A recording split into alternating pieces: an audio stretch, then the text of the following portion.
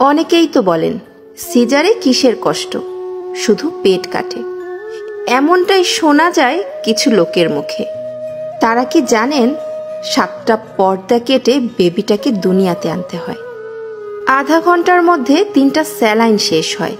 মোটা সিরিঞ্জে মেরুদণ্ডের ইঞ্জেকশনটা সারাটা জীবন কষ্ট দেয়।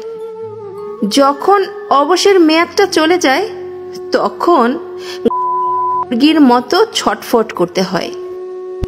আপনজন ছেড়ে পোস্ট অপারেটিভ রুমে থাকতে হয়। প্রতিটা মিনিট যেন 1 ঘন্টার সমান। সময় যেন যায় না। প্রিয় মানুষদের মুখ দেখার জন্য অস্থিরতা। ঘন্টার পর ঘন্টা কাটা জায়গায় কি যে কষ্ট বলার মতো না। তার সাথে খিঁচুনি, নিথর শরীরে থরথর কাঁপুনি, হাতে ক্যানোলায় স্যালাইন চলছেই। অন্যদিকে গলা শুকিয়ে কাট কাট হয়ে যায়।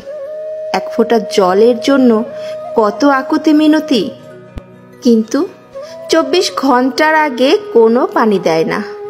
মৃত্যুকে হার মানিয়ে এসে যদি শুনতে হয় পেট কেটে বাচ্চা হলে কিসের কষ্ট। আমি বলি কি, বাচ্চা যেভাবেই হোক না কেন, যার বাচ্চা সেই জানে কতটা কষ্ট সে সহ্য করেছে, প্রথম থেকে শেষ অবধি।